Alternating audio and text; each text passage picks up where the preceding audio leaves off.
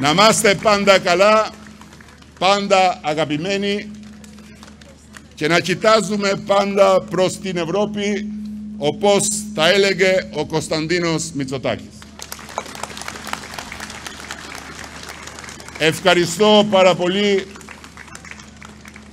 Δεν μλιώνει και το φτώικ του μήκουν τιμ, μήκουν τούοι, νι Γκρέκ, Ευρωπιάν, νι σόι σιτσίστε Κωνσταντίνος Μητσοτάκης, σογυρούς την αιτή δικούρσομ και εκείστε gjithë flokët e zeza dhe sot është i zbardhur i gjithi nga hallet e problemet e politikës, por që zemrën e ka si gjithmonë në vendin e dur. Dimitris, παρακαλώ.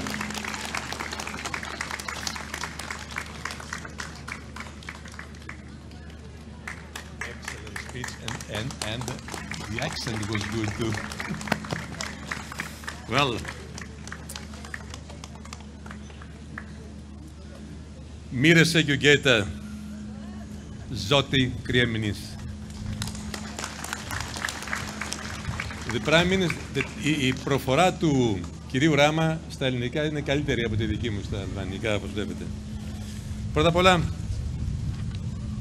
αξιότιμε Πρωθυπουργέ της Αλβανίας και καλέ φίλε κύριε Έντι Ράμα, αξιότιμη κυρία Υπουργέ Τουρισμού της Αλβανίας, αξιότιμη κυρία Πρέσβη της Ελλάδος, κυρία Καμίτση, αγαπητέ φίλε και αξιότιμε Δήμαρχε της Δρόπολης, κύριε Δημήτρη Τόλη, αξιότιμοι κύριοι Υπουργοί και Βουλευτές της Κυβέρνησης και εκπρόσωποι της Περιφέρειας Αργυροκάστρου. Του Αργυροκάστρου, του οποίου πρέπει να σας πω ότι είμαι και ο μόνος εξ Ελλάδος επίτιμος δημότης από την εποχή εκείνη και τιμώ αυτή τη σχέση. Αξιότιμοι εκπρόσωποι της ελληνικής εθνικής μειονότητας και αγαπημένοι μου συμπατριώτες στη Δρόπολη και στη Δερβιτσάνη. Σήμερα είναι πράγματι, όπως είπε ο Πρωθυπουργός πριν, μια ξεχωριστή μεγάλη ημέρα με υψηλούς συμβολισμούς. Με πρωτοβουλία του Πρωθυπουργού της Αλβανίας, του κ. Έντι Ράμα, καθώς και του Ομογενειακού Δήμου Δρόπολης και Πογονίου, στον οποίο διαμένει, όπως γνωρίζετε, μέρος της ελληνικής εθνικής μειονότητας στην Αλβανία, σήμερα μετονομάζεται η πλατεία της Δερβιτσάνης σε πλατεία Κωνσταντίνου Μητσοτάκη, μετά από πλήρη, όπως βλέπω, ανακαίνισή της, και βέβαια γίνονται τα αποκαλυπτήρια της προτομής του μεγάλου αυτού Έλληνα πολιτικού και πρώην Πρωθυπουργού. Για μένα, κύριε Πρωθυπουργέ, κυρίες και κύριοι, φίλες και φίλοι, είναι ξεχωριστή η στιγμή, γιατί όπως έλεγα πρωτήτερα, η ζωή το θέλησε και η μοίρα να είμαι πάλι εδώ μετά από 32 χρόνια, όταν τότε και πριν ακόμα μπω στην πολιτική, ως διπλωμάτης ήμουνα διπλωματικός σύμβουλος του Κωνσταντίνου Μητσοτάκη και ένας εκ των διοργανωτών της πρώτης αυτής ιστορικής επίσκεψης Έλληνα Πρωθυπουργού στην Αλβανία μετά την πτώση του ολοκληρωτικού καθεστώτος. Εδώ σε αυτή την πλατεία θυμάμαι με συγκίνηση χιλιάδες ομογενείς μας να έχουν έρθει να τον υποδεχτούν σε μια ατμόσφαιρα, τους περισσότερους από αυτούς τους βλέπω και σήμερα μπροστά μου, με 33 χρόνια διαφορά, για να μας καλωσορίσουν. Ήταν μια συγκινητική στιγμή, αλλά όπως είπα πριν και μια συμβολική στιγμή. Βέβαια και εγώ τότε νεαρός διπλωμάτης, ναι αγαπητέ μου Έντι, είχα μαύρα μαλλιά, αλλά και εσύ τότε είχες μαλλιά. Κυρίες και κύριοι, φίλες και φίλοι, ο Κωνσταντίνος Μητσοτάκης, και το βιογραφικό του σας το παρουσίασε πριν από λίγο ο Πρωθυπουργός, ήταν ο πρώτος Έλληνας Πρωθυπουργός που επισκέφθηκε την Αλβανία, όπως είπα πρωτήτερα, μετά την πτώση του απολυταρχικού καθεστώτος που είχε κρατήσει την Αλβανία πίσω, πολύ πίσω ακόμα και από τις υπόλοιπες χώρες της ευρύτερης Βαλκανικής. Δεν είναι υπερβολή, αγαπητέ μου Έντι, να σου πω ότι η τότε Αλβανία ήταν κάτι σαν την Βόρειο Κορέα σήμερα. Αλλά σήμερα βλέπουμε μια μεγάλη αλλαγή. Βλέπουμε μια χώρα που προοδεύει, που προκόβει, που όλο και περισσότερο βρίσκει την ευρωπαϊκή της διαδρομή. Και αυτά όλα με τη συλλογική προσπάθεια του αλβανικού λαού και την καθοδήγηση του κυρίου Έντι Ράμα, του Πρωθυπουργού. Και μιας και αναφέρθηκε πρωτήτερα και στη δικιά μας σχέση, θα ήθελα να πω ότι τη σχέση κρατάει πάρα πολλά χρόνια. Ήδη από τις αρχές του 1990 είχαμε συναντηθεί πολλές φορές και βέβαια του το θύμισα πριν από λίγες μέρες, το είπε, αλλά δεν σας το είπε ακριβώς όπως το είχε διατυπώσει σε μία συνέντευξή του στην εφημερίδα Ελευθεροτυπία, όταν είχαμε συναντηθεί. Τον ρώτησαν εν ώψη της προσπάθειάς του να γίνει δήμαρχος των τυράννων, θα ήθελα, λέει, να είμαι ο Αβραμόπουλος των τυράννων.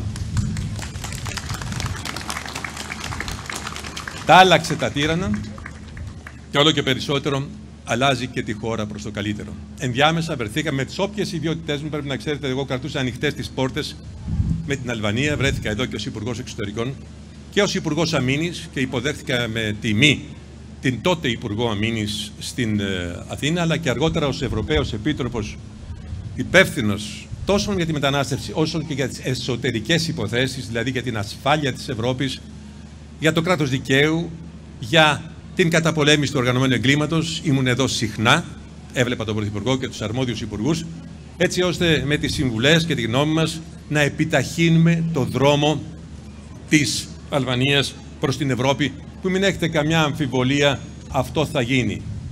Στα Δυτικά Βαλκάνια, που έτσι αποκαλούνται, εγώ δεν ξέρω, για να είμαι ειλικρινής, δηλαδή ποιος τα απεκάλεσε Δυτικά Βαλκάνια, αυτή η περιοχή όμως είναι άρρηκτα δεμένη με την Ευρώπη. Πολιτισμικά, ιστορικά. Και αν δεν είχαν μεσολαβήσει τα όσα ακολούθησαν το Δεύτερο Παγκόσμιο Πόλεμο, όλη η περιοχή θα ήταν ήδη ενσωματωμένη στην Ευρωπαϊκή Ένωση. Η Ευρώπη είναι ο προορισμός σας και εκεί είναι που συναντιέται και πάλι η Ελλάδα με την Αλβανία. Σαν έρθει η ώρα να περάσει το κατόφλι της Ευρωπαϊκής Ένωσης η Αλβανία, δεν θα υπάρχουν πια σύνορα. Γιατί τα σύνορα είναι ένας πολύ βαρύς όρος και ξυπνάει σε πολλούς λαούς τον εθνικισμό που ήταν πάντοτε το μεγάλο πρόβλημα των Βαλκανίων.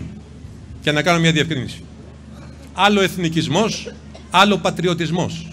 Στον πατριωτισμό αγαπάς την πατρίδα σου. Στον εθνικισμό πρέπει να μισείς την πατρίδα του άλλου. Αυτά δεν πρέπει να γίνουν σήμερα, σε μια στιγμή που η γενικότερη περιοχή μας διανύει μια περίοδο δύσκολη. Βλέπετε τι γίνεται στην Ουκρανία, βλέπετε τι γίνεται στη Μέση Ανατολή. Ένα τόξο αστάθειας που εκτείνεται από την Τινησία μέχρι την Ουκρανία. Και εκεί στο πυρήνα, στο κέντρο, είναι οι δικές μας χώρες. Χρειαζόμαστε λοιπόν συνετές ηγεσίες και συνετούς λαούς. Γιατί δεν έχουμε την πολυτέλεια να διολιστήσουμε σε νέες περιπέτειες. Γυρνώντας λοιπόν πίσω πάλι στον Κωνσταντίνο Μητσοτάκη, και αφού σας μεταφέρω τον χαιρετισμό του Πρωθυπουργού της Ελλάδος, Κυριάκου Μητσοτάκη, ο οποίος είμαι βέβαιος θα ήθελε να είναι εδώ σήμερα, για αυτήν την τόσο σημαντική και γεμάτη συμβολισμούς εκδήλωση. Ήταν τότε λοιπόν 13 Ιανουαρίου του 1993.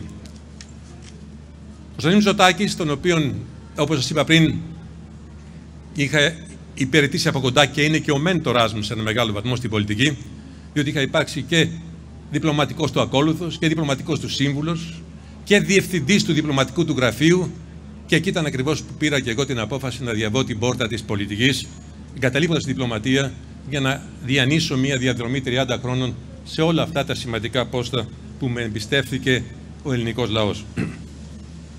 Υπήρξε λοιπόν ένας μεγάλος Ευρωπαίος, ίσως δε και ο μεγαλύτερος της γενιάς που αποχώρησε πριν από μας, ευρωπαϊστής.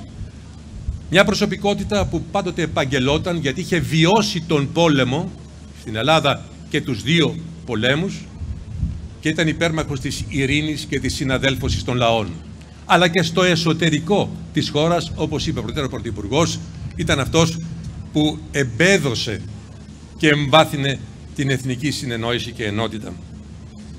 Και βέβαια πάντοτε στις προτεραιότητές του, και αυτό δηλώνει τότε επίσκεψή του εδώ, ήταν οι σχέσεις ανάμεσα στην Αλβανία και την Ελλάδα, σχέσεις οι οποίες όλο και περισσότερο προχωράνε προς τα εμπρός, γιατί κακά τα ψέματα, είμαστε τόσο κοντά ο ένας στον άλλον. Όχι μόνο γεωγραφικά, αλλά και πολιτισμικά.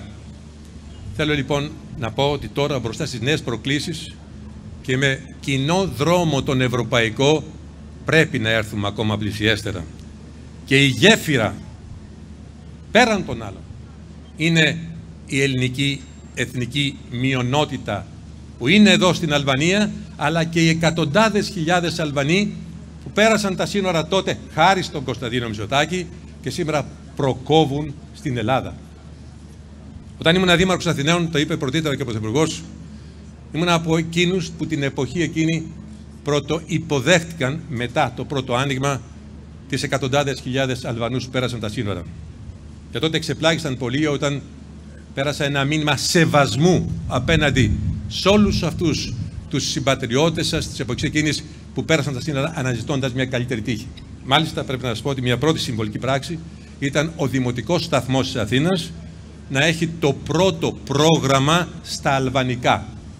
Ήταν κάτι που εκτιμήθηκε από τους Αλβανούς στην Αθήνα, αλλά και από τους χιλιάδες συμπατριώτες μας που πέρασαν τα σύνορα και σήμερα, όπως σας είπα, ζουν στην Αθήνα και προκόβουν.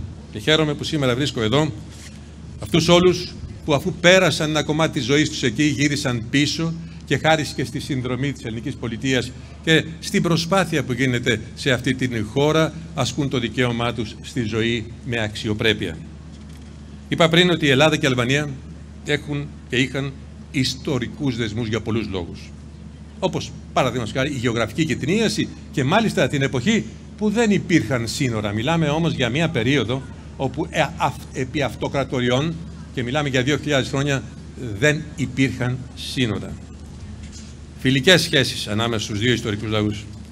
Και βέβαια, όπως είπα πριν από λίγο, η γέφυρα είστε εσείς και οι Αλβανοί που βρίσκονται στην Ελλάδα. Η δε ύπαρξη εδώ της γηγενούς ελληνικής εθνικής μειονότητας, η οποία συνιστούσε και πρέπει να συνιστά τον βασικότερο πυλώνα φιλίας και συνεργασίας ανάμεσα στους δύο λαούς. Η ελληνική μειονότητα, η εθνική ελληνική μειονότητα αποτελεί αναπόσπαστο μέρος της αλβανικής κοινωνίας και έχει συμβάλει ουσιαστικά στην οικοδόμηση του σύγχρονου ελληνικού κράτους, αλβανικού κράτους. Η Ελλάδα, θέλω να το επισημάνω και μια ακόμα φορά, υποστηρίζει στεναρά την ευρωπαϊκή προοπτική της φίλης Αλβανίας, όπως και του συνόλου των χωρών της περιοχής, οι οποίες είναι ευρωπαϊκές χώρες και ανήκουν ιστορικά στη μεγάλη ιστορική ευρωπαϊκή οικογένεια.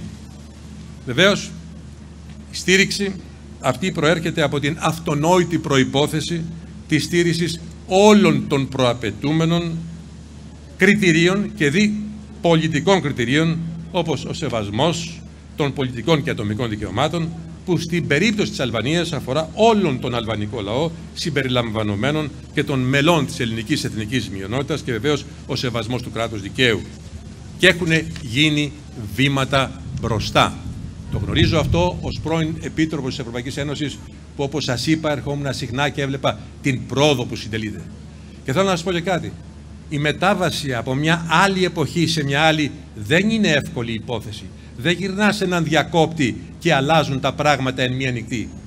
Χρειάζεται όραμα, χρειάζεται στρατηγική και χρειάζεται πάνω απ' όλα εσωτερική εθνική συνεννόηση και κοινωνική συνοχή και πολιτική σταθερότητα. Φίλες και φίλοι, αγαπητοί συμπατριώτες, εκπροσωπώντας, όπως σας είπα πριν, εδώ τον Έλληνα Πρωθυπουργό, και παρά το γεγονός ότι η πρώτη πρόσκληση είχε έρθει κάτω προσωπικά προς εμένα από τον κύριο Έντι Ράμα, τον Πρωθυπουργό, θα ήθελα για μια ακόμα φορά να ευχαριστήσω την αλβανική κυβέρνηση και τον Ομογενειακό Δήμο Ντρόπολης για την πρωτοβουλία αυτή, για την τιμητική αυτή πράξη.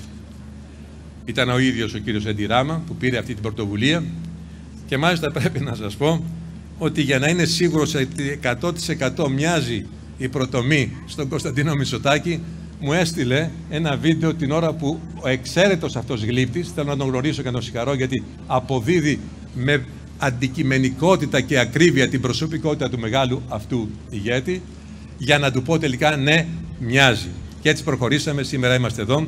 Εγώ είμαι ιδιαίτερα συγκινημένος και χαρούμενος που είμαι κοντά σας. Μεταφέρω αυτά τα μηνύματα. Παίρνω όμως και τα άλλα μηνύματα από εδώ για την ελληνική κυβέρνηση και την Ελλάδα. Και θέλω να πιστεύω ότι πάντα το καλό θα μας φέρνει σε αυτόν τον τόπο. Τότε, σαν και σήμερα, έβρεχε πάλι, Έντι, εδώ. Φαίνεται λοιπόν ότι η βροχή, όπως λέμε εμείς τουλάχιστον στην Ελλάδα, φέρνει και καλή τύχη. Καλή τύχη για τους λαούς μας, καλή τύχη για την χώρα σας, καλή τύχη για την Ελλάδα και για την ευρύτερη περιοχή που πρέπει να πάψει να είναι το σημείο αναφοράς για ολόκληρο τον κόσμο όταν θέλουν να αποδώσουν κάτι αρνητικά. Το λέω αυτό γιατί θέλω να εξομολογηθώ κάτι σε εσάς. Απεχθάνομαι και δεν χρησιμοποιώ ποτέ τον όρο Βαλκάνια. Ο όρος βαλκανοποίηση στη διπλωματία σημαίνει επιστροφή στη μιζέρια, στο θρησκευτικό φανατισμό, στον εθνικισμό. Όταν θέλουν να πούνε ότι μια περιοχή του κόσμου δεν πάει καλά, λένε βαλκανοποιείται. Λοιπόν, εμείς δεν είμαστε ένα κομμάτι της ευρωπαϊκής ιστορίας, της ευρωπαϊκής γεωγραφίας, του ευρωπαϊκού πολιτισμού και μας συνδέει και η κοινή ιστορία και πάνω απ' όλα το κοινό μέλλον για το οποίο πρέπει να εργαστούμε όλοι μαζί. Ευχαριστώ με όλη μου την καρδιά για την φιλοξενία και για αυτή την ωραία στιγμή που ζούμε σήμερα.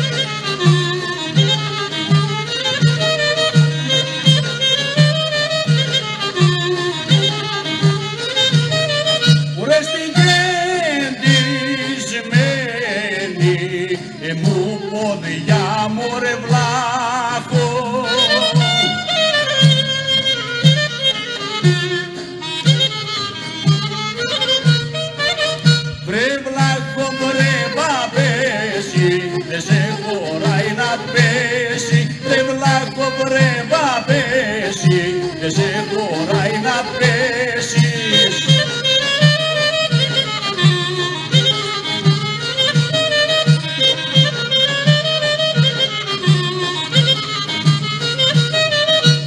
Γιατί έχω μάνα κι αδερφό βρε βλάχο.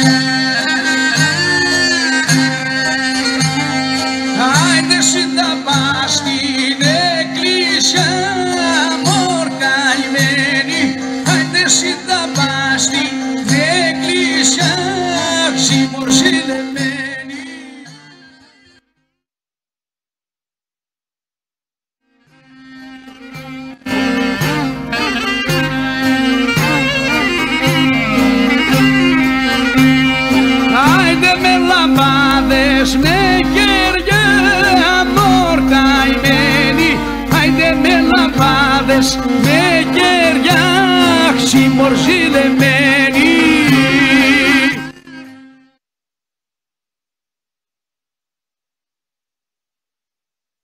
Για προσκύνα και για μας μορκαημένοι, άιντε για προσκύνα και για μας ξημορζηλεμένη.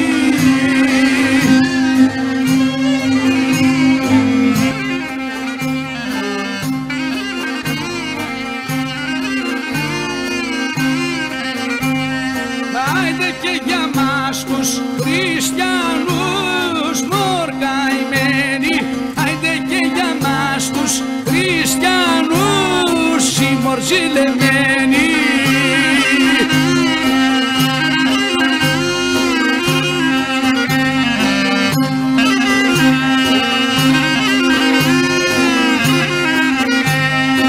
Άιντε που μας βάζουν σαν τα αρνιά μορκαημένοι, άιντε που μας βάζουν σαν τα αρνιά ξημορζηλεμένοι.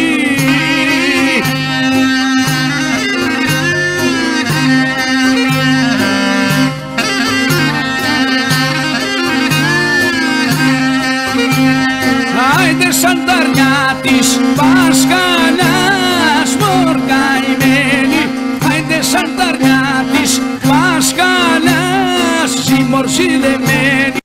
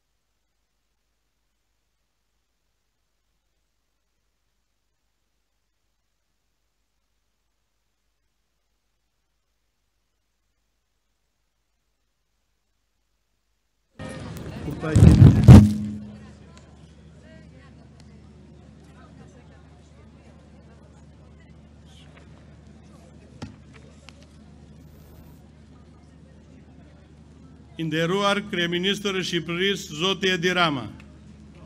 Αξιότιμε Πρωθυπουργέ της Αλβανίας, κύριε Εντιράμα. αξιότιμε βουλευτή της Νέας Δημοκρατίας του Ελληνικού Κοινοβουλίου, κύριε Δημήτρη Αβραμόπουλε.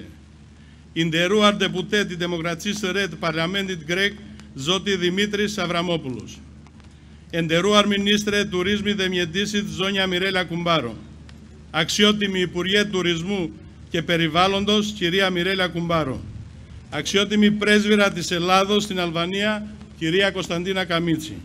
Εντερούαρ Αμπασαντόρε Γκρεκής Νοσιπρή, Ζώνια Κωνσταντίνα Καμίτσι. Εντερούαρ Ντεϊτόρι Περγίρσομ η Φόντι Σιπτάρ του Σβιλδίμιτ Ζώτη Τριτάνα Γκόλη. Αξιότιμη Γενική Διευθυντή του Ταμείου Ανάπτυξης της Αλβανίας, κύριε Τριτάνα Γκόλη. Τον Ντερούαρ Κολέγ Γκασιπρία Γκαγκρεκία Δε Κύπρο. Αξιότιμοι δήμαρχοι από Αλβανία, Ελλάδα και Κύπρο. Αξιότιμοι προσκεκλημένοι, φίλες και φίλοι, δροπολίτες και υπογονήσιοι. Καλώς ορίσατε στο Δήμο Δρόπολης και Πογονίου. Καλώς ορίσατε στη Δερβιτσάνη, το κεφαλοχώρι της Δρόπολης. Μυρσε έρδατ να μπασχίνε Δρόπολιτ δε το Πογόνιτ. Μυρσε έρδατ να Δερβιτσιάν. Κύριε Πρωθυπουργέ, στις 22 Δεκεμβρίου το 2022 βρεθήκαμε εδώ, μαζί με τον αξιότιμο Πρωθυπουργό της Ελλάδος, κύριο Κυριάκο Μητσοτάκη. Εκείνη η μέρα αποτέλεσε μια ιστορική στιγμή με πολυδιάστατα μηνύματα. Ζώτη Κρεμινίστερ, να δάτεν νίστεντι διετόρ το βίτι δίμια νίστεντι, ίσιμ νεκτός σες σομπάσκου με Κρεμινίστριν εντερού αρτογρεκής, Ζώτην Κυριάκος Μητσοτάκης. Ayot dit shënoj një moment historik με μεσάζε shumë dimensionale. Υποσχεθήκατε ότι θα ανακαινήσετε την κεντρική πλατεία της Δερβιτσάνης και θα στήσετε τον Ανδριάντα του αείμνηστου Κωνσταντίνου Μητσοτάκη, του πρώτου Έλληνα Πρωθυπουργού που επισκέφθηκε την Δρόπολη στις 13 Γενάρη 1991. Atë ditë na premtuat rekonstruksionin dhe zhvillimin urban të qendrës së Dervicianit, si dhe vendosjen e bustit të ndjerit Konstantinos Mitsotakis, i cili ishte kryeministri i parë që vizitoi Dropullin më 13 janar të vitit 1991.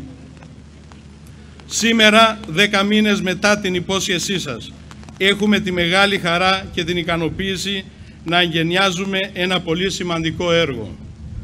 Ένα έργο που αναβαθμίζει και ενισχύει την υποδομή του χωριού, που διαφημίζει και προσθέτει υπεραξία στο χωριό της Δερβιτσάνης και στο Δήμο μας.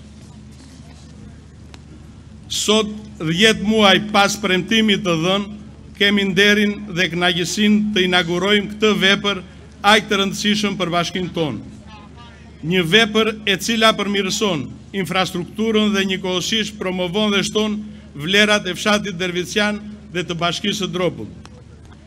Η σημερινή τελετή για τα εγγένεια της πλατείας και τα αποκαλυπτήρια της πρωτομής του Κωνσταντίνου Μητσοτάκη χαίρει ιδιαίτερη σημασία όσον αφορά την ανάπτυξη πλατφόρμα της αλβανικής κυβέρνησης. Ceremonia e sotme për inaugurimin e sheshit dhe bustit të Konstantinos Mitsotakis gëzon një rëndësi të veçantë për sa i përket platformës zhvillimore të qeverisë shqiptare. Αξιότιμε κύριε Πρωθυπουργέ, η πλατεία Κωνσταντίνος Μητσοτάκης είναι πλέον ένα από τα εμβληματικά μέρη του Δήμου μας και θα ήθελα να σας ευχαριστήσω από καρδιάς για τη δαπάνη αυτού του έργου, το οποίο θα συμβολίζει πλέον τόσο τον σημαντικό ρόλο που διαδραματίζει η εθνική ελληνική μειονότητα, όσο και την παρετέρω σύσφυξη της φιλίας μεταξύ των δύο χωρών. Ιντερούαρ Ζώτη Κρεμινίστερ. Sheshi Konstantinos Mitsotakis është tani një nga vendet më emblematike të Bashkisë Dropull dhe dua t'ju falenderoj përzemërsisht për investimin e kësaj vepre, e cila tashmë simbolizon jo vetëm rolin historik të minoritetit etnik grek, por edhe përforcimin e mëtejshëm të marrëdhënieve midis dy vendeve. Επιτρέψτε μου σε αυτό το σημείο, εκτός από τον Πρωθυπουργό κύριο Έντι Ράμα, να ευχαριστήσω θερμά και όλους όσους εργάστηκαν για την υλοποίηση αυτού του έργου, ειδικά τον κύριο Άντι Ντούλε που επιμελήθηκε την πρωτοτομή. Më lejoni përveç kryeministrit dhe qeverisë të falenderoj të gjithë ata që punuan për realizimin e kësaj vepre dhe në veçanti skulptorin zotin Adi Dule. Προτεραιότητά μας είναι η παραγωγή ολοκληρωμένων έργων και δράσεων για το καλό και την ευημερία όλων μας. Και εσείς, κύριε Πρωθυπουργέ, στέκεστε αρρωγός σε όλη αυτή την προσπάθεια. Prioritetin është realizimi i aktiviteteve dhe veprave për rritjen e mirëqenies të gjithë komunitetit dhe ju, zoti kryeministër, jeni gjithmonë pranë nesh në të gjithë këtë rrugëtim. Οι πρωτοβουλίες, τα έργα μας και η μέχρι τώρα πορεία μας επιβεβαιώνουν την προσήλωση για τη στόχευση στον τόπο που αγαπάμε, στους ανθρώπους μας. Γι' αυτό θα αγωνιζόμαστε με δύναμη, με θάρρος, με γνώση, με υπευθυνότητα και πάνω απ' όλα με ανθρωπιά. Iniciativat, veprat dhe rrugtimi jon i deri tanishëm konfirmojnë përkushtimin dhe dashurinë për vendin dhe njerëzit tanë, për të cilët do të vazhdojmë të përpiqemi me forcë, me guxim, me njohuri, me përgjegjësi dhe mbi të gjitha me humanizëm. Η σημερινή μέρα είναι μια μέρα πριν από την επέτειο της έναρξης του Ελληνοϊταλικού πολέμου, που αποτελεί μια ένδοξη ιστορία μάχης κατά του φασισμού. Σηματοδοτεί την παρετέρω ενδυνάμωση φιλίας μεταξύ του αλβανικού και του ελληνικού λαού. Dita e sotme, një ditë para përvjetorit të nisjes të luftës italo-greke, e cila përbën një histori të lavdishme betejës kundër fashizmit, shënon përforcimin e mëtejshëm të marrëdhënieve midis popullit shqiptar dhe atij grek. Κλείνοντας, θα ήθελα να ευχηθώ η πλατεία που εγκαινιάζουμε σήμερα με την ομορφιά και τη ζωντάνια που εκπέμπει, αλλά και την ιστορικότητα του ονόματούς της, την πολιτιστική παρακαταθήκη και τη γενικότερη συνεισφορά των κατοίκων της και κατ' επέκταση όλων των κατοίκων της Δρόπολης και του Πογονίου να συνεχίζει να είναι πάντα γεμάτη από χαρούμενους ανθρώπους, μικρούς και μεγάλους. Dua të uroj qësheshi që sot inaugurojmë me bukurinë dhe gjallërinë të përcjell, me historinë që mbart emri i tij, me trashëgiminë kulturore dhe me kontributin e banorëve të Dropullit dhe të Pogonit. Të vazhdojmë gjithmonë plot me njerëz të lumtur dhe mikpritës. Σας ευχαριστώ θερμά, ju falemderit.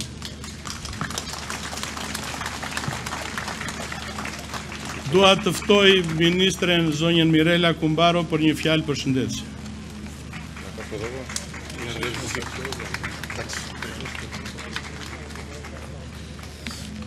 Kalimera,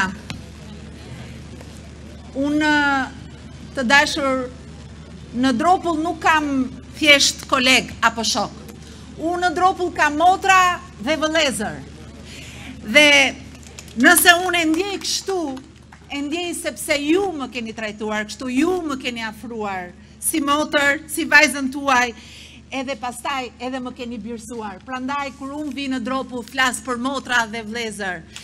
Isha fare e vogël, edhe ja u kam treguar disa herë, kur vetëm pak kilometra që këtu në Liboho, via çdo behar, për të parë televizionin grek, një tjetër dritare të vogël europiane, ndonë se fshehurazi. Po fal këtij komuniteti, aria dhe ta kuptoja.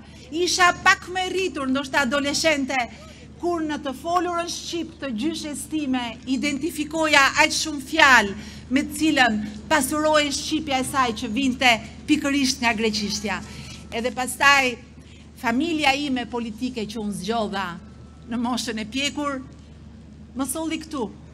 Më dha një detyrë më të mirë, më të dashur, më të përshtatshme nuk mund ta gjeja në këtë qark si deputete, në këtë bashki.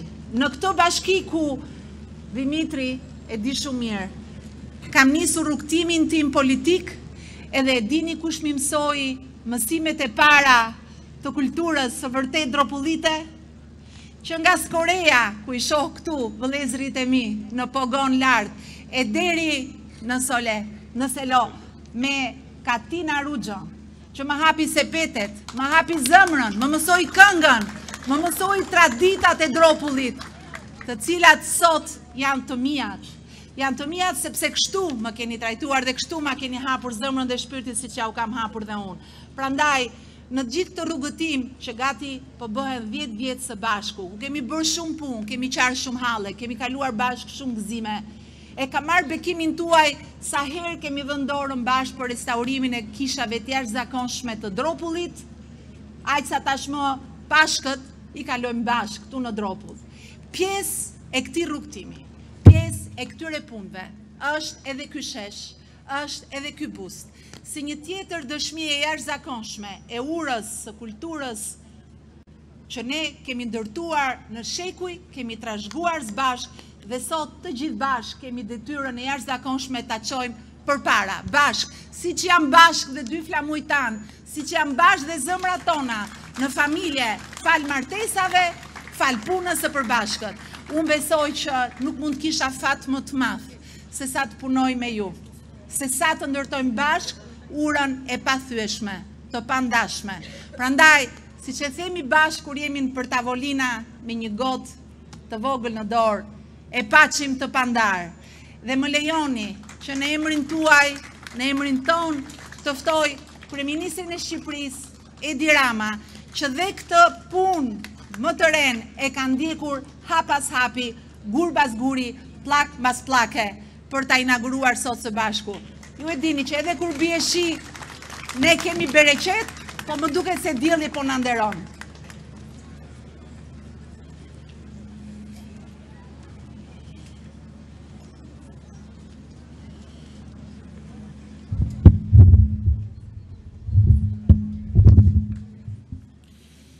Të dashur miq, agapiti Filoi, agapites Files, motra e vlezër, adelfes që adelfja, sot kujtojmë dhe kremtojmë me vendosjen e bustit jetën e një personazhi historik të Greqisë fqinje.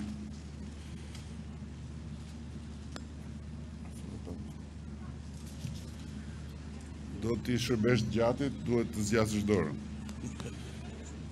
Ajo ngjan si imitimi i një rrëfimi romanesk ku e shkuara, e tashmja dhe ardhmja një vendi ndërthuren me personazhin në një formë që sa e krijon atë, aq edhe i shkrin ato, gati pabesueshëm, me rrugtimin, ngjarjet, ngjitjet, rrëzimet dhe ringjitjet e tij. Konstantinos Mitsotakis ishte në qendër të vorbullës politikës greke nga fundi i luftës së dytë botërore dhe deri në fillimin e shekullit 21. Ajo vorbull ishte djepi i tij, jo vetëm sepse në shtëpinë ku lindi 105 vjet më parë ishte firmosur konventa e Halepas, e cila u dha kretasve privilegjet e para përpara bashkimit të ishullit me Greqinë, por edhe sepse ai erdhi në jetë si djali i dytë i një deputeti grek me emrin Kyriakos Mitsotakis, dhe si stërnipi i kryeministrit grek të kohës së luftrave ballkanike, legjendarit Eleftheros Venizelos. Nga një fond vetjak i caktuar enkas prej stërgjyshit kryeministër për studimet e djaloshit, Konstantinos i ndogji shkollën e ligjit të Athinës kundër dëshirës vet. Po siç provoi koha, formimi juridik do ta ndihmonte atë gjithë jetën në betejat epike për mbrojtjen e bindjeve të tij të patundura. Ndërsa lufta e dytë botërore e rreshtoi të riun Konstantinos si lejtnant në llogoren kundër pushtimit gjerman të Greqisë, pastaj si militant të lëvizjes kombëtare të Kretës, pastaj si të burgosur në duart e nazistëve dhe si të dënuar me vdekje në pritje të ekzekutimit. Ky imponim tjetër në fatin e tij do ta pajiste liderin e mëvonshëm me guximin e njeriut që pasi ka prekur fundin, nuk i trembet më asgjëje kur lufton për të imponuar bindjet e veta të pa negociueshme. Në lëvizjen kombëtare të Kretës, e cila i përshtatej bindjeve të djaloshit që nuk anonte majtas dhe nuk kishte me komunistët asnjë dakordsi tjetër përveç dëshirës patriotike për shlirimin e Greqisë, ai luajti një rol të dorës parë në marrëveshjen që shmangu edhe konfliktin civil në Kret në 1943. U burgos dhe u dënua 2 herë me vdekje nga nazistët, por mbijetoi për mrekulli të fatit, fal një shkëmbimi mes 30 burgosurit gjerman dhe 10 burgosurit grek. Për kontributin dhe aktet e tij të spikaturat rezistencës, i riu që do të ngjitej në majën e politikës greke vetëm në kapërcyllin e moshës 3, u dekorua 2 herë pas luftës nga qeveritë e Greqisë dhe të Britanisë së Madhe. Viti 1955 e rreshtoi juristin 37 vjeçar në krah të një legjende të Greqisë së shekullit 20, shkrimtarit Nikos Kazantzakis, me të cilin ai paraqiti parlamentit grek një ulumtim mbi sekuestrimin e librave të këtij të fundit në provincat e Greqisë, si rezultat i një hetimi dritë-shkurtër për paragjykime fetare. Gjatë debatit parlamentar, ai e cilësoi Kazantzakisin jo vetëm si një autor të spikatur, por edhe si një patriot vërtet dhe një kristian autentik, duke dalë një kokë më lart nga rreshti konformist i deputetëve, çka e dalloi karakterin e tij të veçantë politik në më shumë se sa një rast. Përmendja këtu e Niko Kazantzakisit, një emër i dashur edhe për dashamirësit shqiptar të letërsisë, e sjell natyrshëm dhe parantezën mbi faktin se Konstantinos Mitsotakis ishte një poliglot dhe lexues i ethshëm, i cili deri kur u nda nga jeta në moshën 98 vjeçare, me shikimin e pamundur për të lexuar, nuk u nda as një ditë nga librat.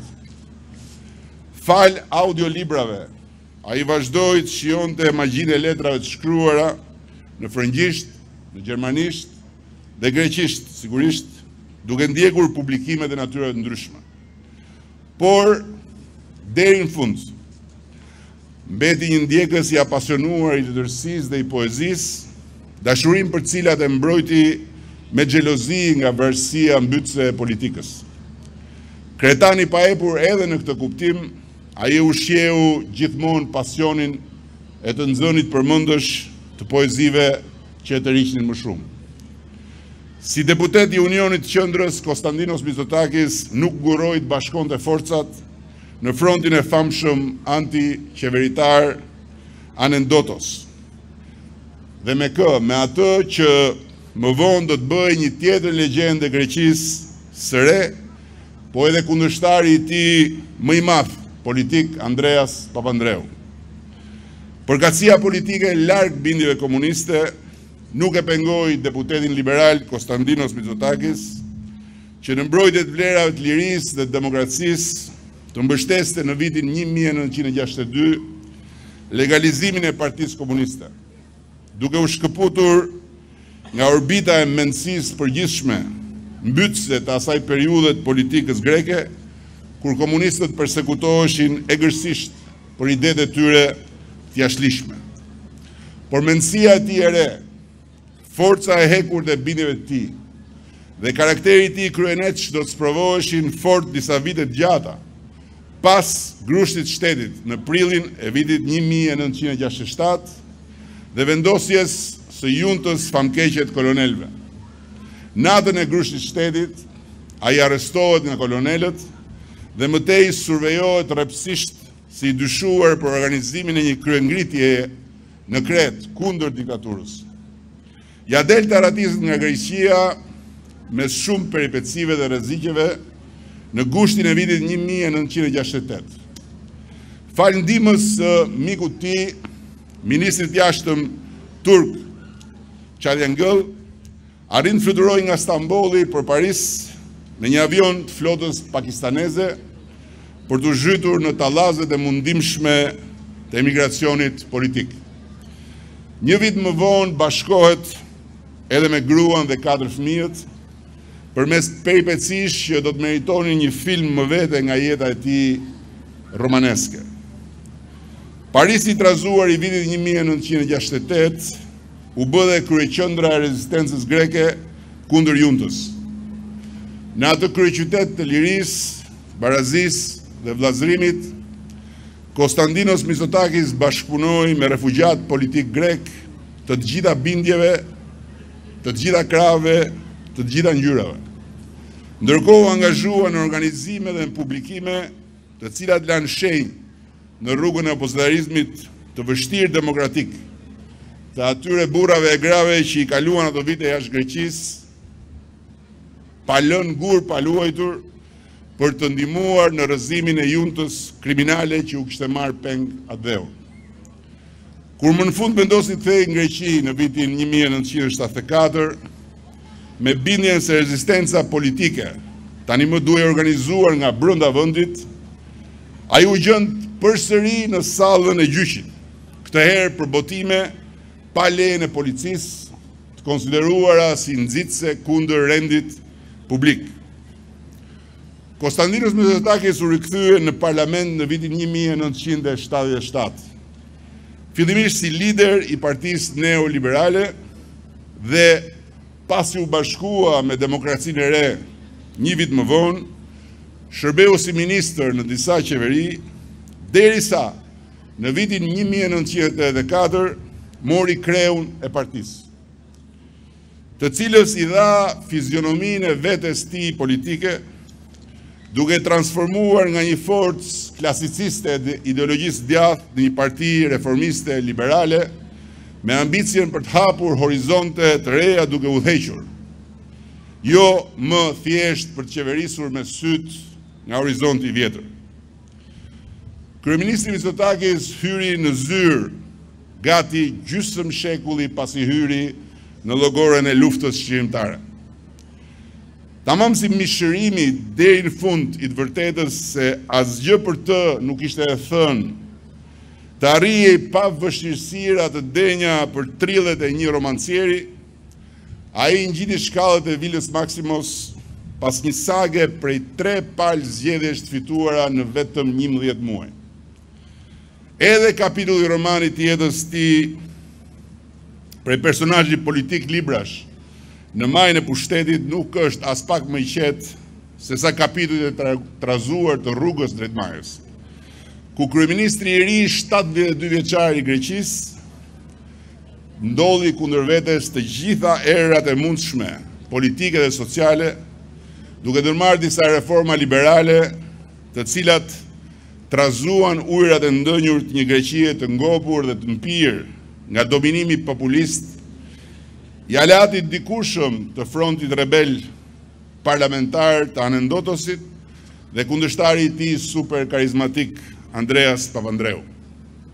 Ambicia e madhe dhe qasja konfrontuese e patriarkut të demokracisë re në krye të qeverisë për zvogëluar sektorin publik, shliruar ekonominë nga zinxhirët burokratik, tërhequr shtetin nga menaxhimi i ndërmarrjeve strategjike, deregulluar tregun e punës dhe rrjedhjen e kapitaleve, provokuan val protestash masive dhe kundërshtish nga të katër anët.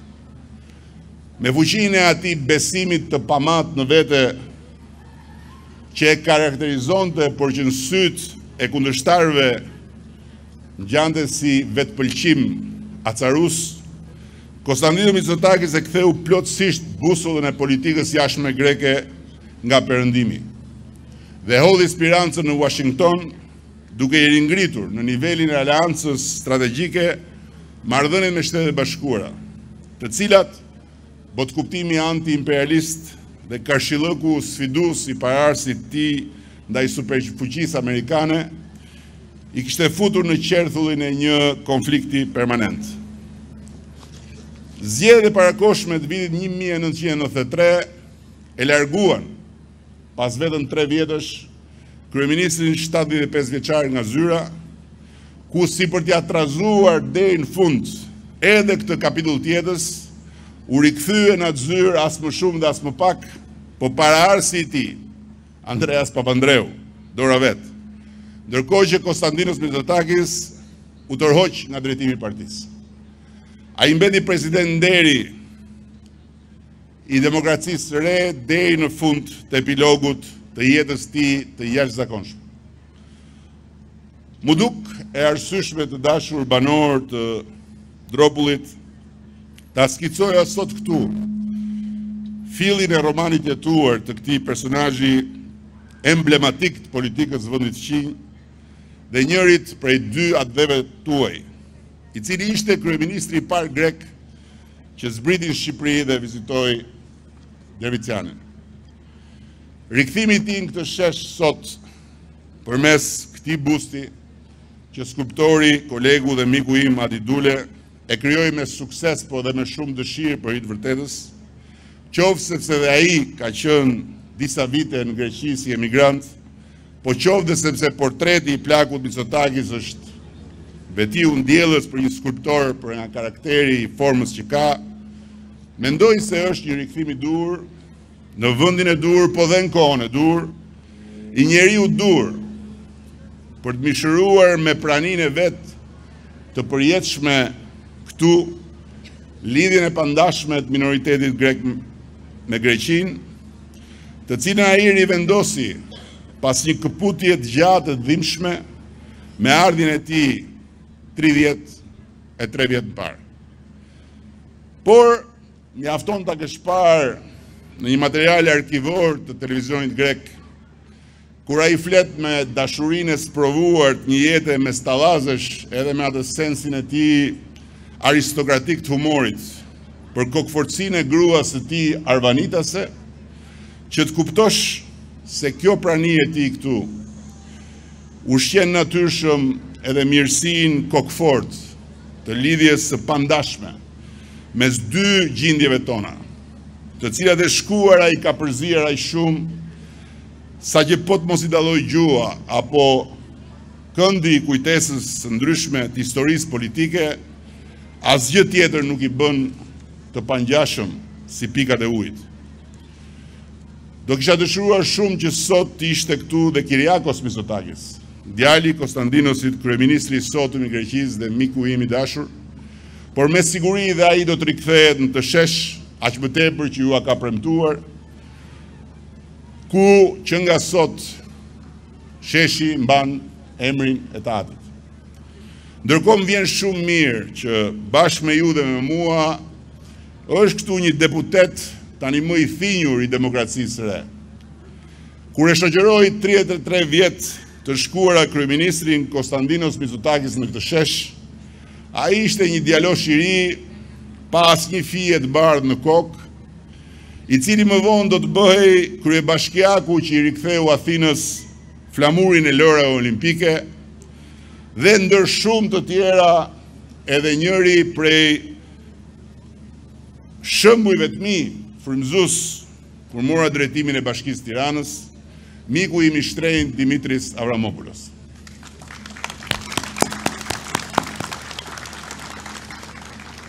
Nuk e harroj kur si antar i një delegacioni qeveritar, atëherë isha ministri i kulturës, mora pjesë në takimin ton me zotin Avramopoulos në Bashkinë e Athinës dhe dëgjova të fliste me një respekt të madh për punëtorët shqiptar në Greqi, rëndësinë e tyre për Greqinë dhe kontributin e tyre për forcimin e marrëdhënieve mes dy vendeve tona.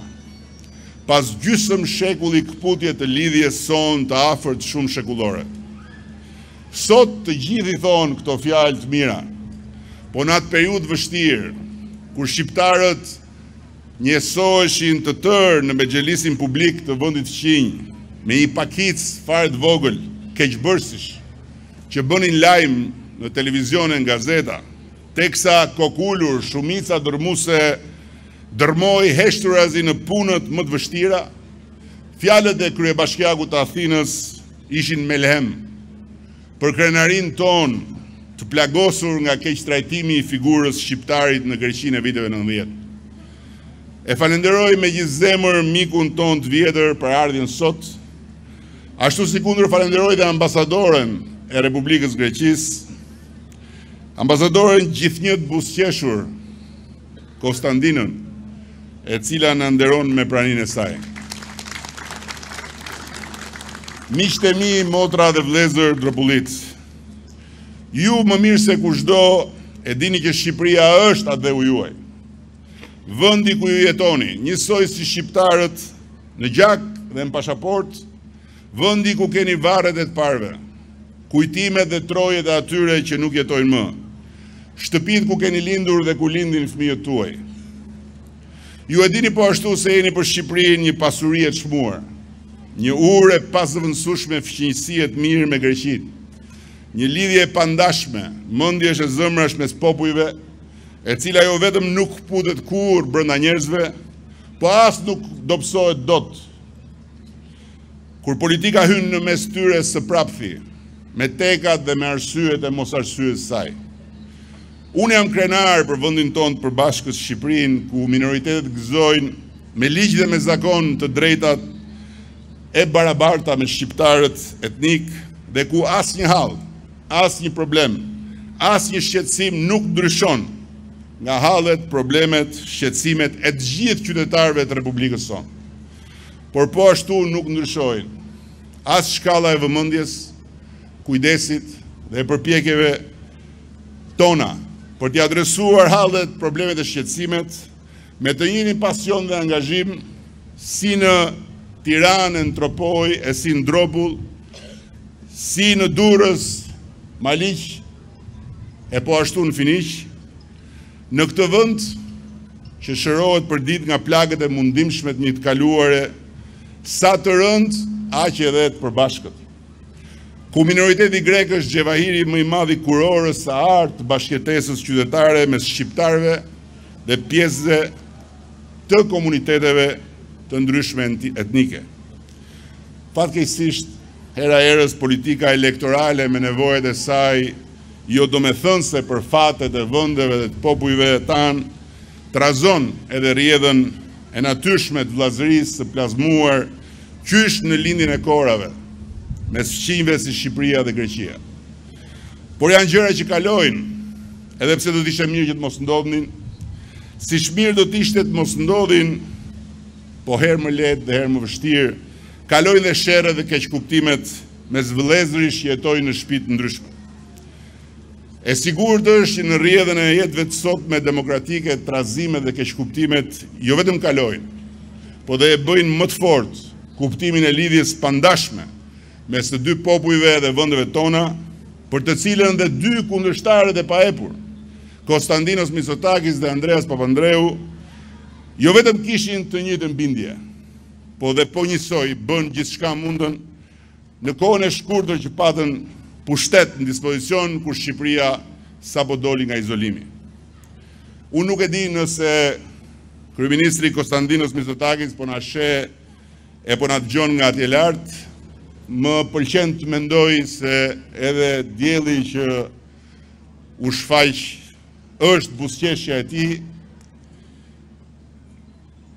por me ndjesën se mos u zgjata në këtë fjalë ku mundova të përmbledh kuptimin e jetës së një burr shtetasi besnik të bindjeve të veta, i cili jetoi thuajse 100 vjet me gatishmërinë e pagesës së çdo çmimi për të mos i tradhtuar bindjet e tij, po e mbyll duke uruar që Shqipëria e Greqia të kenë më shumë burra e gra të ngjashëm me njeriu në këtë bust, dhe që ky bust të shërbej brezave për të mos e harruar asnjëherë se çka nga njerë na ndan nuk e vlen kur atë që përjetësisht na bashkon. Ne shqiptarët dhe grekët si dy popuj që ngjajnë si dy pika ujë.